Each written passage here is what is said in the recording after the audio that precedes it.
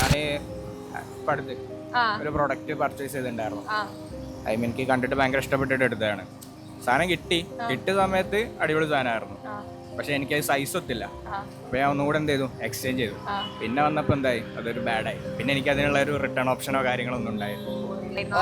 Quality issues ഉണ്ടായിരുന്നു. നമ്മൾ order ചെയ്ത സാധനത്തിന്റെ ക്വാളിറ്റി കുറവേക്കാരും ബ്രാൻഡിൽ സാധനക്കാരെ ഓർഡർ ചെയ്തിട്ടുണ്ടാകാം. പക്ഷെ വീട്ടിലെത്തുമ്പോൾ അതിന് ക്വാളിറ്റി കുറവുണ്ടല്ലോ, നമ്മൾ റിട്ടേൺ അയക്കും. പിന്നെ 2 ദിവസം 3 ദിവസം 4 ദിവസം കഴിഞ്ഞ നമുക്ക് റിട്ടേൺ കളിപ്പിക്കും. അങ്ങനെയൊക്കെ ഉണ്ടായിട്ടുണ്ട്. കുറെ പേര് നമ്മളത് അത്രയും വിശ്വസിച്ച് നമ്മൾ അത്രയും റെസ്പെക്ട് കൊടുത്ത് അത്രയും കെയർ കൊടുക്കുന്ന ഒരാള് നമ്മളെ പെട്ടെന്ന് പറ്റിച്ചാല് നമുക്ക് എങ്ങനെ ഉണ്ടാവുക, ആ ഒരു ഇതാണ് എനിക്കിത് കാണുമ്പോൾ തോന്നുന്നത്. അങ്ങനത്തെ ഒരു സിറ്റുവേഷൻ ഉണ്ടായിരുന്നോ? ഇല്ല, പക്ഷെ കേൾക്കാറുണ്ട് ഒരുപാട്.